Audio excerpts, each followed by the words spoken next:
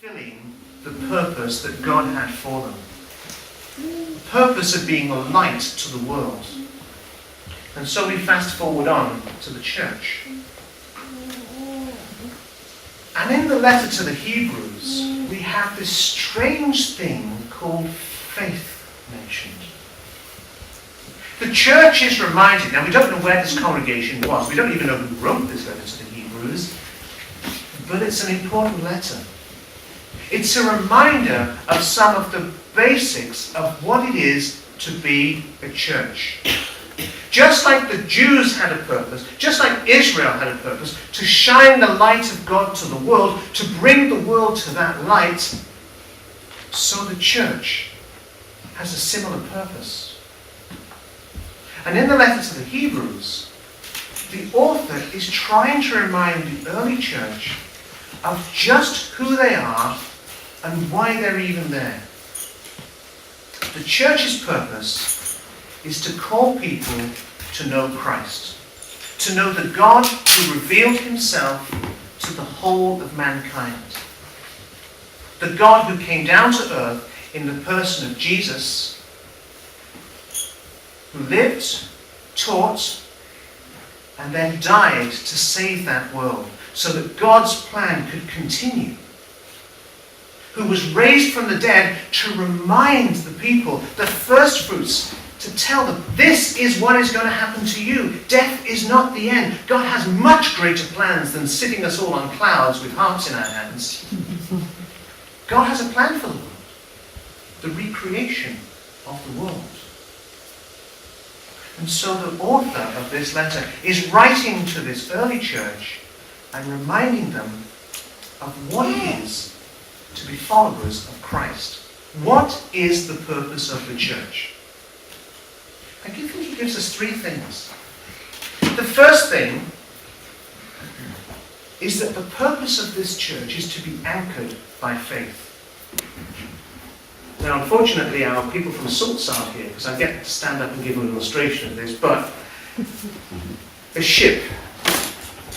And we had an example of this week when one rammed a jetty, right? If the ship is allowed to just wander at will, what happens to it? Yeah, it crashes. It hits the rocks, it hits another ship, it hits the jetty, it sinks. For a ship to be stable, it needs certain things to work. It needs the engines to work properly, or the sails to work properly. It needs a rudder. And of course it needs an anchor.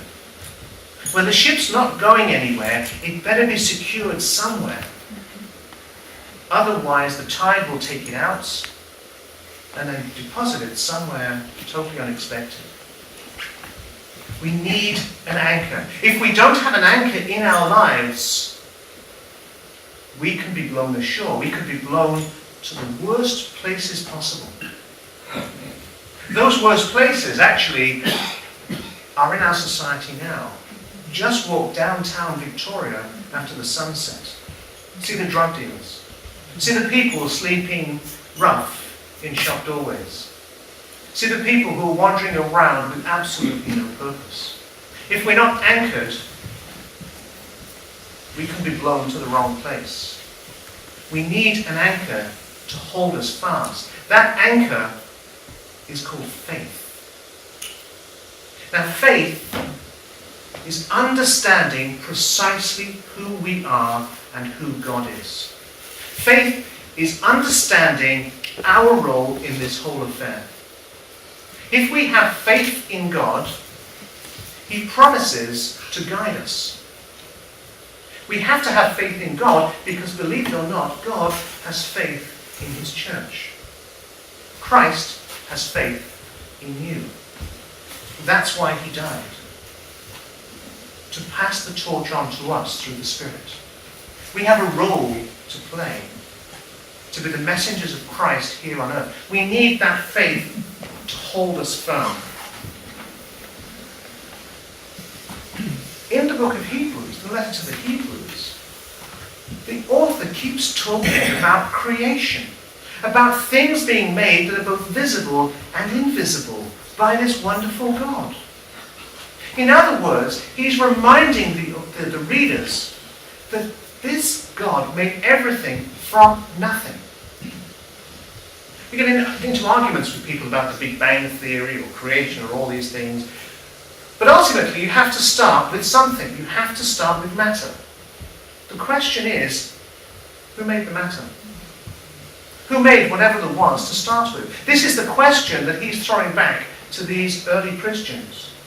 Remember who you are. Remember who God is. He is the one who made you, who willed you into being, who spoke the words that got creation going.